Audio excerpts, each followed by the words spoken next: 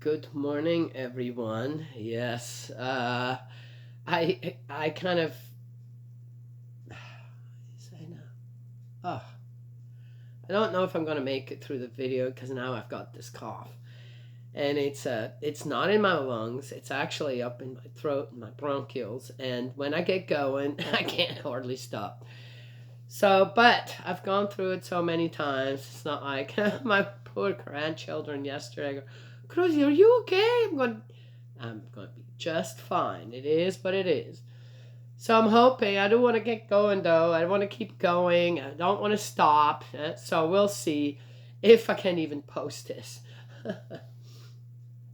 um, I came across something that, oh my gosh, why does anybody need to know about this? So yesterday, I gave this account of this guy that had this suit on with the Olympic flame or whatever to go wherever, and then today I saw one where this community that I don't know what's wrong with them really when it comes down to it, or what they are actually looking for, and they made this kind of mockery of the Last Supper, the paintings that we have of it, and it was like what.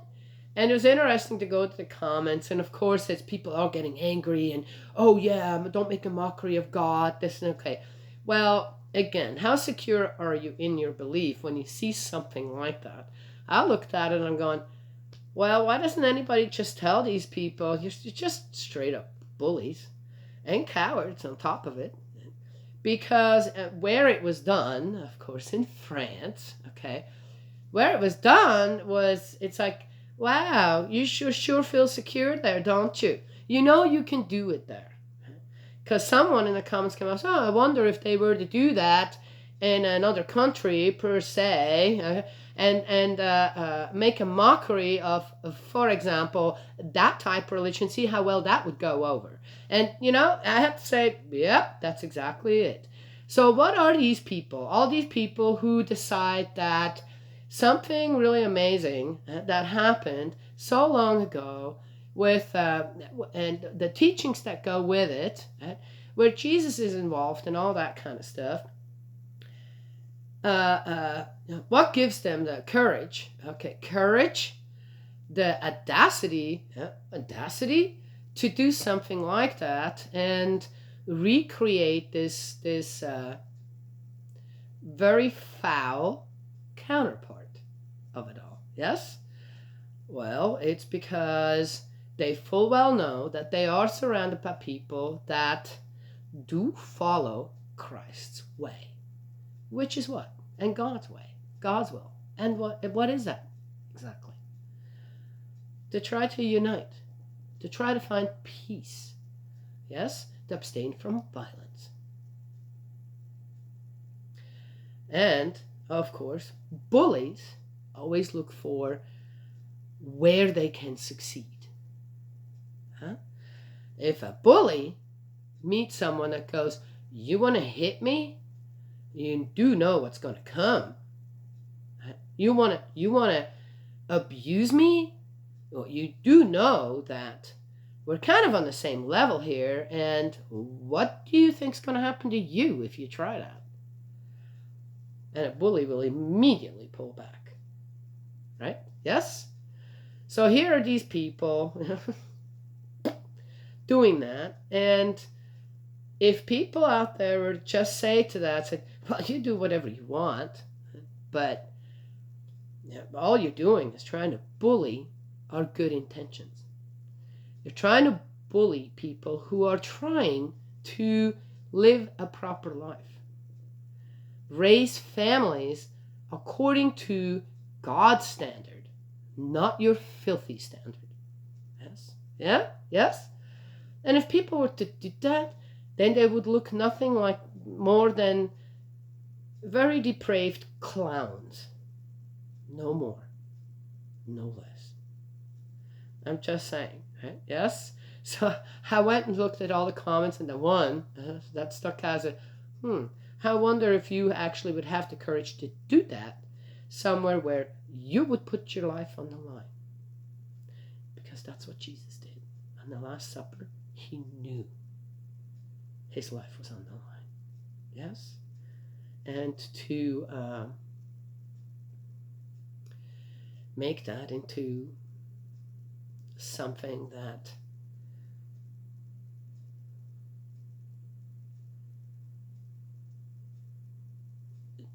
making that something where you diminish it or this or that sacrifice that our brother gave to the world, his own life.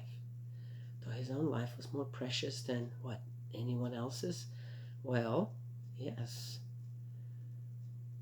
The death of our brother on the cross, he showed us on how, yes, see, even though I came as Heavenly Parent's son with the most incredible information and guidance for you, I would never, ever consider myself way more than the rest of all of you.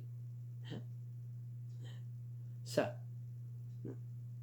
including all those men and who knows who was in that picture who are dressing up weirdly and, right?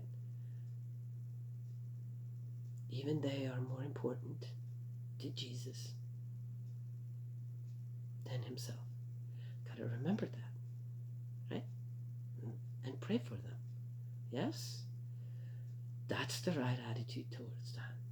And then it loses all its power. It loses all its anger. It loses all its, oh God, what are they doing? Right? Yes? Okay. Well, let's get going here. That's what I wanted to share this morning. Yeah? The family's gone. They went to, my grandson has a tournament, a baseball tournament going on, and the whole family left at 7 o'clock this morning, and yeah, everybody's so excited, and da-da-da-da-dee. Wonderful. The whole family goes and is a part of, yeah, yes. Love, love, love it. And I'm home, taking care of Baby the dog, yes, and recuperating peacefully, quietly. It's wonderful. Thank you, Spirit World. Yes. Interestingly enough, this, to begin with, turned out that they would have had mom and my daughter and my grandson would have gone alone to West Virginia where it was happening, right? Yes. And then that got canceled, and then it was supposed to be even further away, somewhere where, okay, and then that got canceled, and now it's just an hour away, yeah, still in Kentucky, yeah, and the whole family could go. Yes? Don't tell me God doesn't work in mysterious way and Spirit World does as well. Don't tell me that. You've got the proper foundation and everything can work together in unity.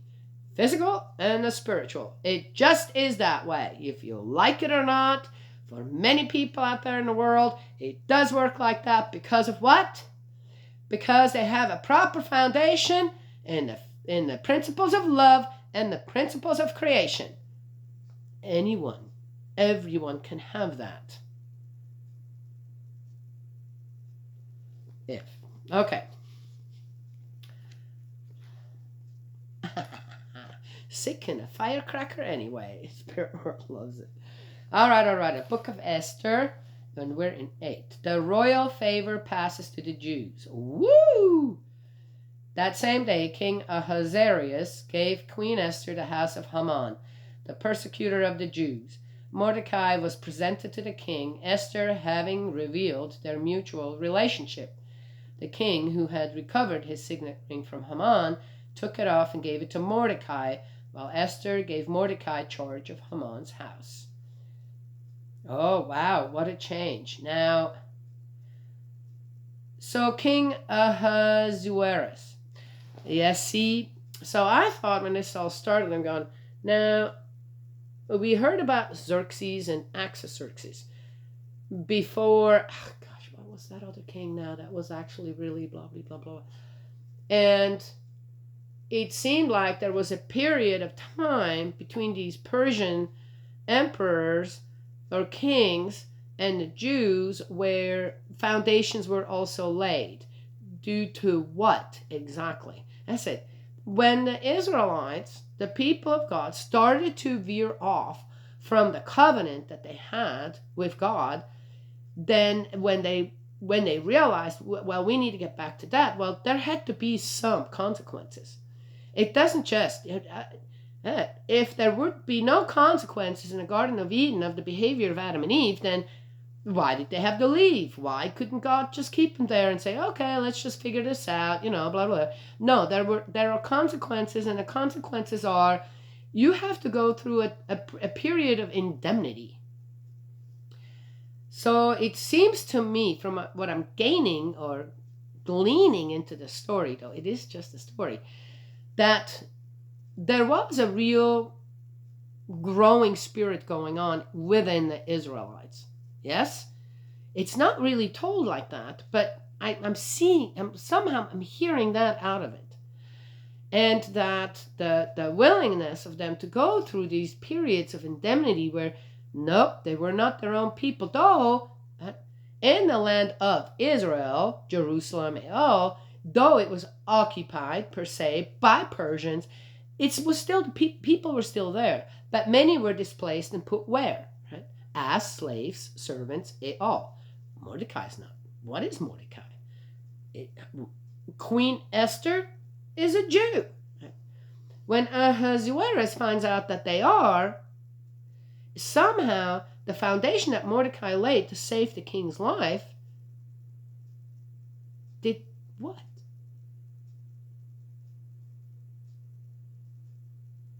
Made a foundation of trust.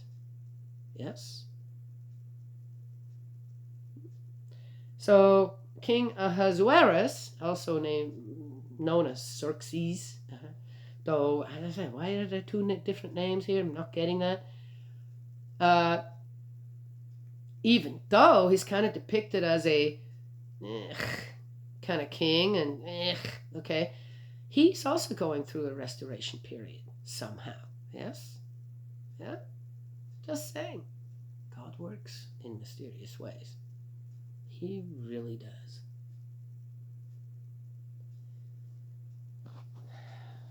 Any little thing, any little willingness of any of the people there, and I'm sure there are many Israelites we'll never know about who stayed true and pure to the covenant of their ancestors with God. We'll never hear about. We'll never hear about them, but they are the ones. Yes? They are the ones we should be thanking. We should be acknowledging whoever they are out there, whoever they were out there. Yes? That then made it possible for the people of Israel to continue on. Yes? Yeah? And make the Old Testament possible. Yes? Okay. All right. Esther again went to speak to the king. She fell at his feet, weeping and imploring his favor to frustrate the malice that Haman, the Agagite, had been plotting against the Jews. The king held out the golden scepter to her, whereupon Esther stood up and faced him. If such is the king's good pleasure, she said, and if I have found favor before him, if my petition seems proper to him, and if I myself am pleasing to his eyes, may he be pleased to issue a written revocation of the letters which Haman, son of Hammedatha, the Agagite, has had written ordering the destruction of the Jews throughout the royal provinces. For how can I look on while my people suffer what is proposed for them? How can I bear to witness the extermination of my relatives? Okay, I have to give this to Esther. It didn't just stop there, where then Esther and Mordecai were just fine, right? These proclamations were still out there. How did the people all around in Persia, all from Ethiopia to wherever, know that now these proclamations that were already sent out by Haman are not valid anymore? What I like here even though it's just a story, is the continuation of restoring something. Right? Yes? And again, well, we'll see. We'll see what else happens.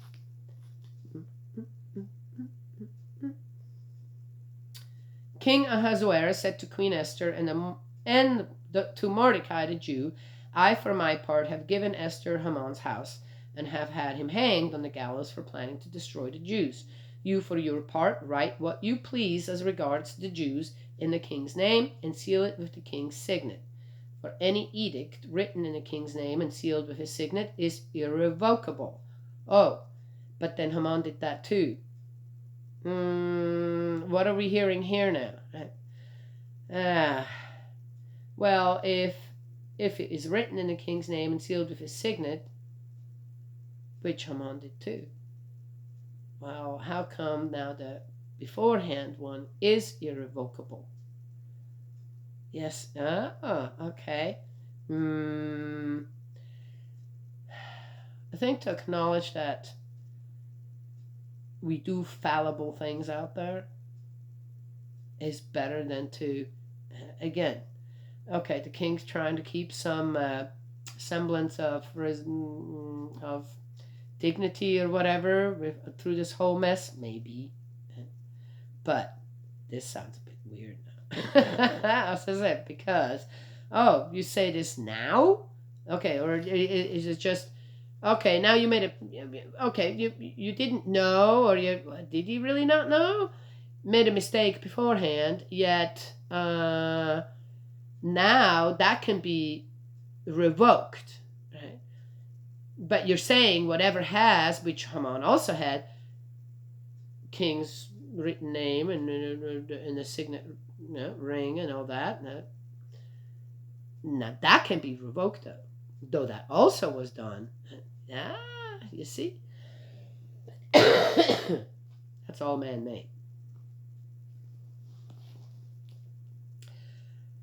Yeah. Okay, just saying. For any edict, the royal scribes were summoned at once. It was the third month, the month of Sivan, on the 23rd day, and at Mordecai's dictation, an order was written to the Jews. The satraps, governors, and principal officials of the provinces stretching from India to Ethiopia, India to Ethiopia, 127 provinces, to each province in its own script, and to each people in its own language, and to the Jews in their own script and language. These letters, written in the name of King Ahasuerus and sealed with the king's signet, were carried by couriers mounted on horses from the king's own stud farms.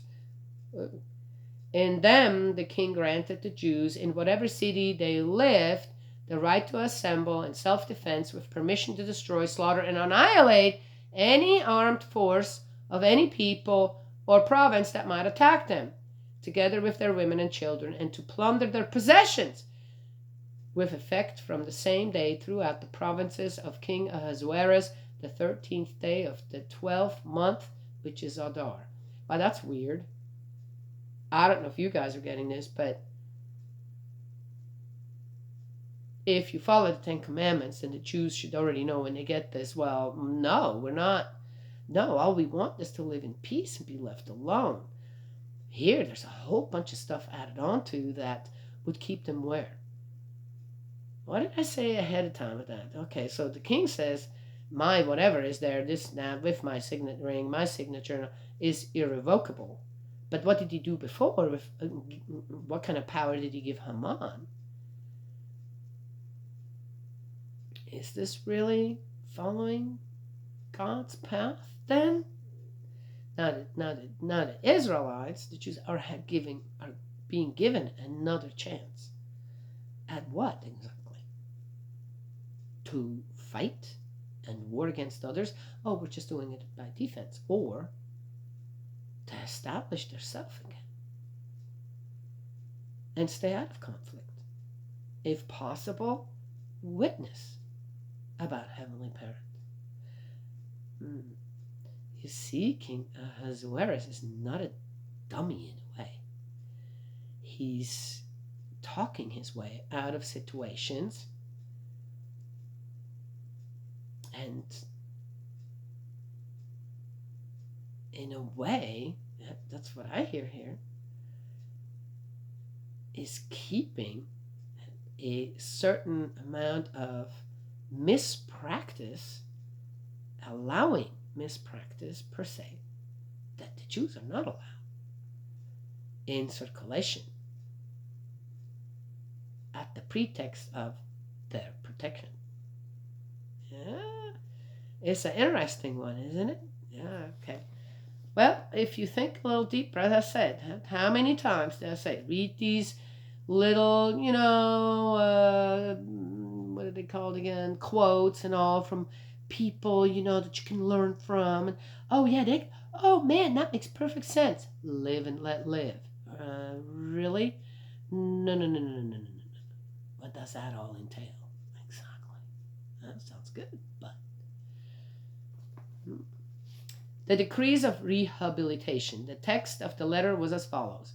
The great king Ahasuerus, the great king, to the satraps of the 127 provinces which stretch from India to Ethiopia, to the provincial governors, and to all our loyal subjects, greeting. Many people repeatedly honored by the extreme bounty of their benefactors only grow the more arrogant. Nice excuse. Wow, that's a good one.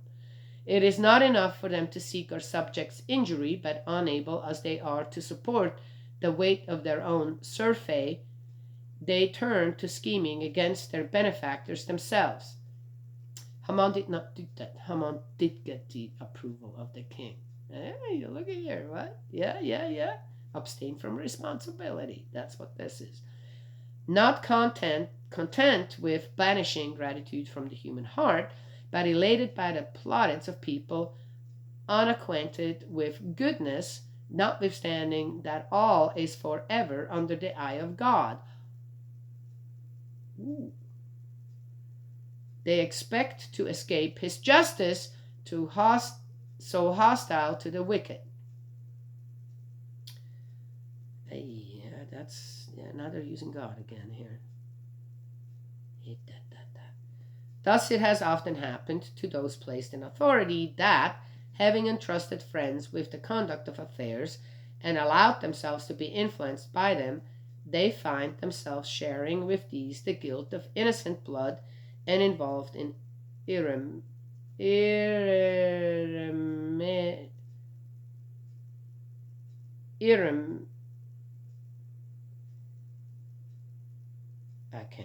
I don't even know what that means. Irremediable misfortunes. The upright intentions of rulers having been misled by false arguments of the evilly disposed. This may be seen without recourse to the history of earlier times to which we have referred. Well, if you were such an upright king, why did you keep people from another country as exiles in your own country? I'm just saying, it's just whatever. You have only, as I say, it sounds good. You have only to look at what is before you, at the crimes perpetrated by a plague of unworthy officials.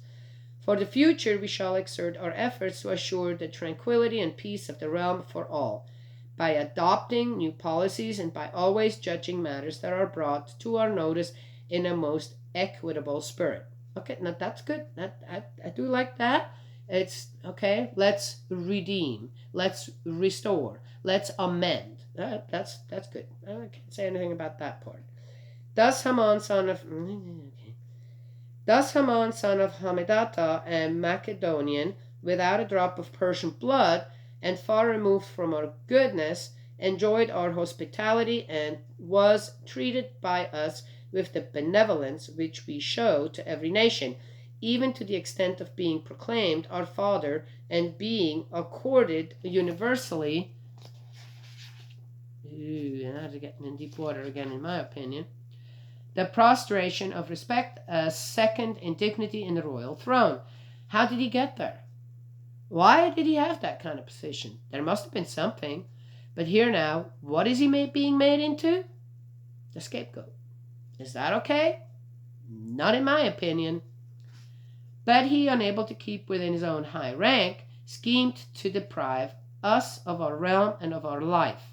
Furthermore, by torturous wiles and arguments, he would have had us destroy Mordecai, our savior and constant benefactor, with Esther, the blameless partner of her majesty, and their whole nation besides.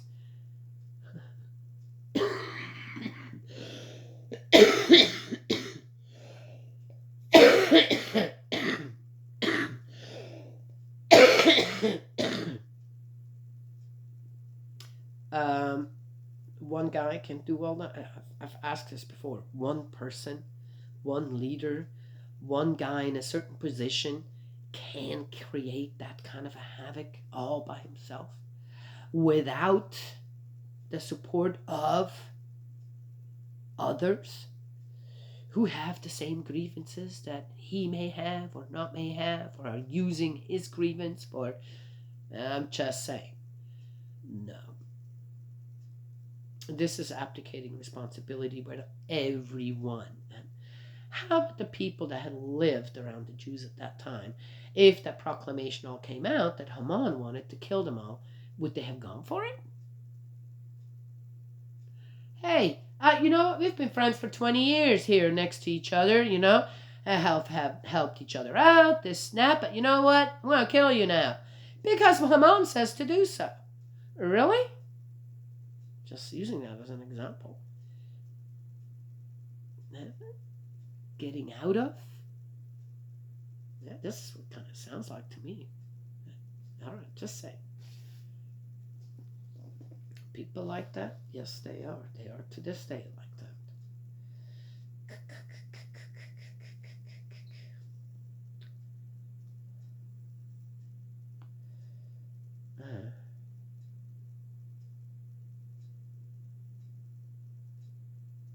He thought by these means to leave us without support and so to transfer the Persian Empire to the Macedonians. Oh, interesting. Really? How the heck would that work? See, now we're missing something again here. What was the relationship between Persia and Macedonia? But we find that the Jews marked out for annihilation by this arch scoundrel are not criminals. They are in fact governed by the most just of laws. They are children of the Most High, the great and living God, to whom we and our ancestors owe the continuing prosperity of our realm. Interesting. You will therefore do well not to act on the letters sent by Haman, son of Hammedatha, since their author has been hanged at the gates of Susa with his whole household. A fitting punishment which God, Master of the universe, has speedily inflicted on him. No, it was the king who did that. Put up copies of this letter everywhere, allow the Jews to observe their own customs without fear, and come to their help against anyone who attacks them on the day originally chosen for their maltreatment. That is, the 13th day of the 12th month, which is Adar. For the all-powerful God has made this day a day of joy and not of ruin for the chosen people. You, for your part, among your solemn festivals, celebrate this as a special day with every kind of feasting, so that now and in the future, for you and for Persians of goodwill, it may commemorate your rescue, and for your enemies may stand as a reminder of their ruin. I find it interesting on how Haman's proclamation of killing all the Jews was resolute, done, yep, that's what we're going to do on that day. And here now it is, you better not. I suggest you're not going to do that. A suggestion? Was it also a suggestion? Okay. Interesting how this is written down. I know this stuff like that. Every city, and more generally every country, which does not follow these instructions will be mercilessly devastated with fire and sword, and made not only inaccessible to human beings, but hateful to wild animals and even birds forever. Okay. Copies of this edict to be promulgated, that we're back in the regular script, as law in each province were published to the various peoples, so that the Jews could be ready on the day stated to avenge themselves on their enemies. The couriers mounted on the king's horses set out in great haste and urgency at the king's command. The edict was also published in the citadel of Susa. Mordecai left the royal presence in a princely gown of violet and white, with a great golden crown, and a cloak of fine linen and purple. The city of Susa shouted for joy. For the Jews there was light and gladness, joy and honor. In every province and in every city, wherever the king's command and decree arrived, there was joy and gladness among the Jews, with feasting and holiday making. Of the country's population, many became Jews, since now the Jews were feared. What? Whatever. How can you just become a Jew? All right, whatever. Okay.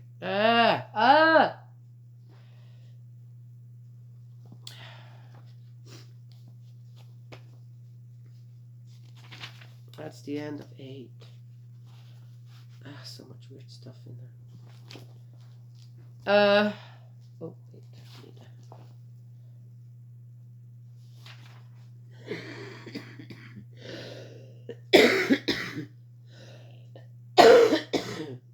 So, did the king become a Jew too? I don't know. Whatever offspring that Esther had with Ahasuerus, yeah, was half Jew. All right.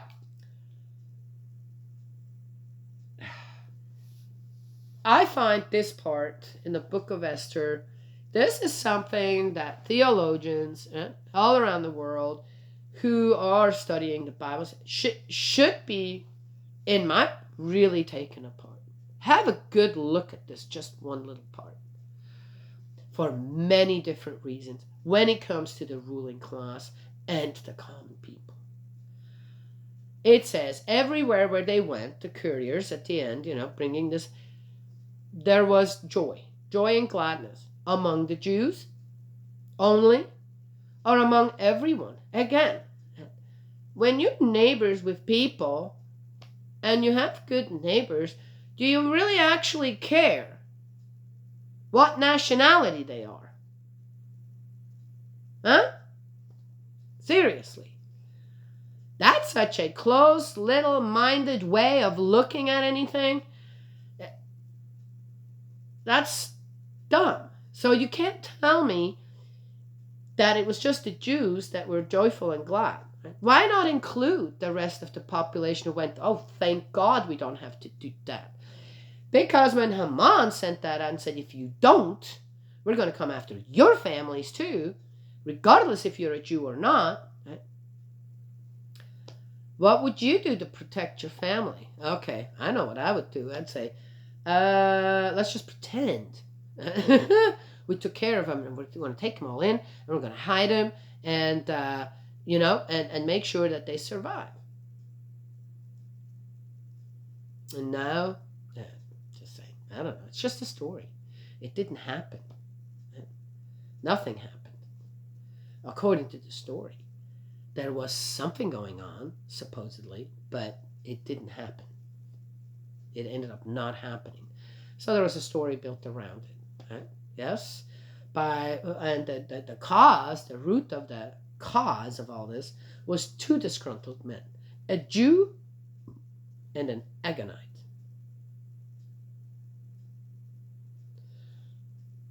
Yes, absolutely.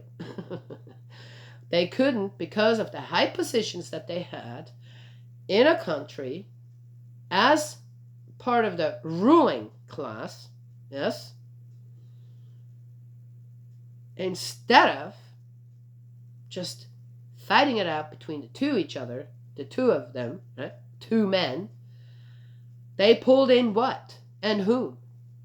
Into their own disagreement, their own discontent for what? Everyone else, the whole country, the nation, it's not, no. The discontent with each other. Just 2 people. Yes? What it would have been, what if Mordecai would have been a sheep herder, taking care of sheep, having no higher position, this and that, and Haman would have been a vegetable grower. Oh, Abel and Cain. right there. Huh? Yes? With no high position or this or that, and now they have a disagreement with each other. Huh? Where one of them feels, hey, I'm more important than you, so you should be more respectful to me and bow to me lower than I bow to you. And the other one goes, why would I do that? Are you nuts? Huh? Yes? Just saying. Where would that argument have gone? To a proclamation to kill all the ones of one race?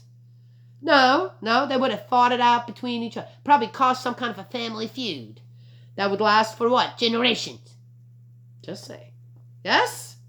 But here they are. They have important positions somewhere, ruling the people, and what are they doing with their own personal grudges? Interesting? Yeah.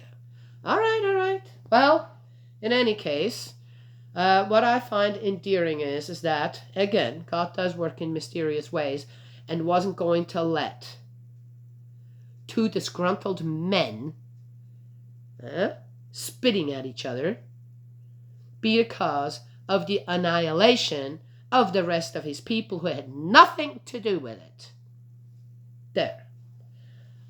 Yes. Our Heavenly Parent, our God, is a just God. Don't ever forget that. Yes? Okay. And he surely would not be involved in any of that. Yeah. So, I have to applaud that there must have been a lot of good Jews, a lot of good Israelites at that time that had laid a good foundation for then God to be a part of their life, be able to protect the families and the children. Yes, even though they were in captivity, they were in exile.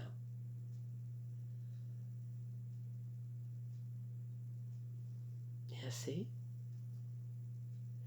That's God's word. That is what is to be admired by the people at that time. Not the ruling class, not the kings, not these high and mighty whatever. The common people. They must have done something right. Thank you. I thank you all in Spirit World. They are all in Spirit World. Because they also laid the foundations for the rest of the world. Yeah? Yes? There's one thing. I'm going to end with that.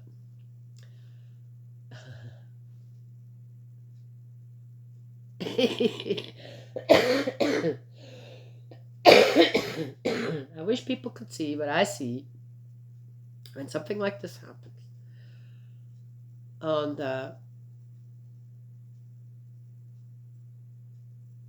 where there is a impenetrable shell in Spirit World, where it is so closed up due to the fact that we want to believe still to this day one thing rather than go with what the truth is, and then suddenly see the break that happens and the release that becomes possible for so many spirits in Spirit World. Eh? I wish you could see what I can see. I wish you could experience what I experience.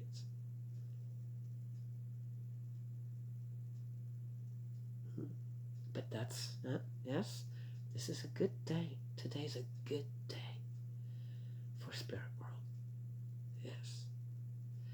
Oh, so I want to finish up with this. There's one thing that I loved,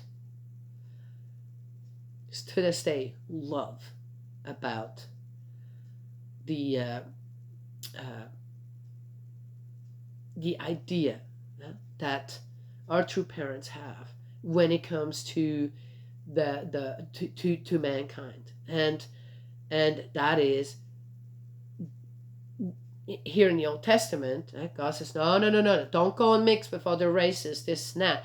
And that had its reasons. But we're not there anymore. Now, to end the conflict of races, what do? You open the realm of love to everyone to be together as they find true love together, no matter where you come from. And the matching and blessings that Reverend Moon did and his wife for a long time, the true parents.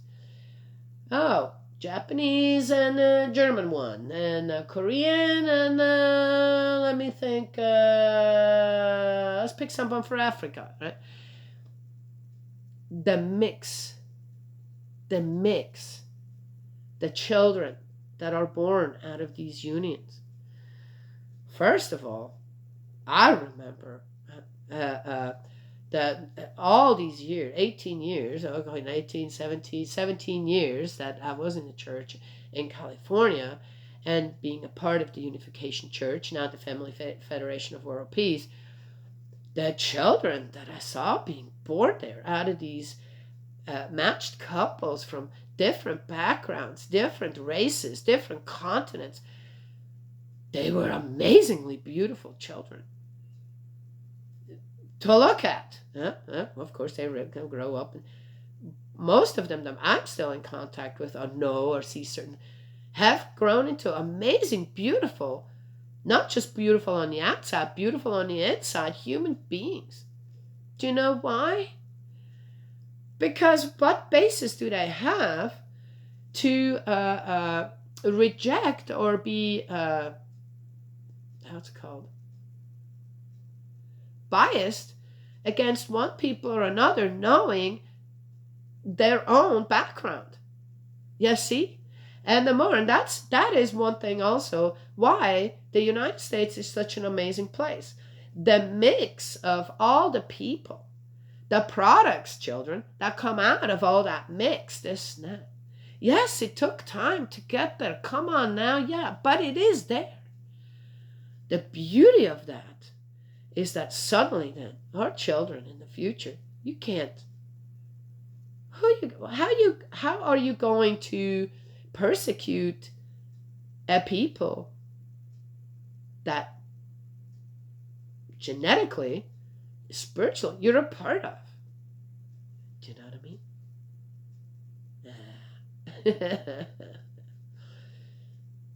That's what I love.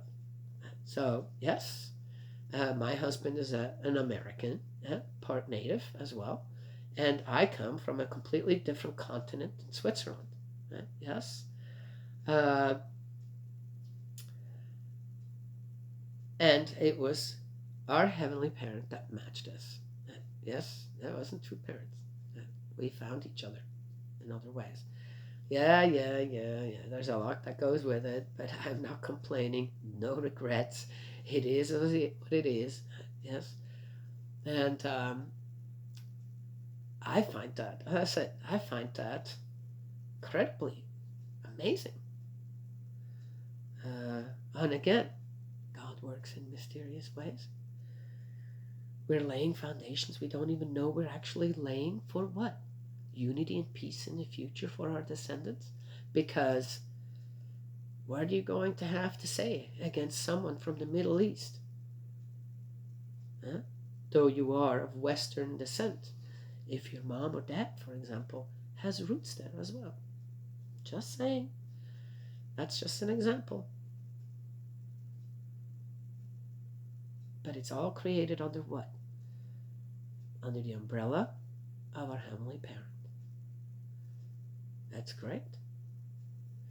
I'm amazed I live at this time. I'm able to give what I give at this time. Yes. And this is my 800th on something video. I'm amazed. I did all that. That's why I have to live to 120. Yes. That's why Father said he had to live to 120. Did he? No. But hey, good faith. Right? Yes. Lots to do. Keep going. May Heavenly Parent bless, protect you, embrace you with love. And I will talk to you all tomorrow. And I'm amazed I didn't give a coughing fit, though. Yes? You don't want to hear me after this video. No, I'm just saying.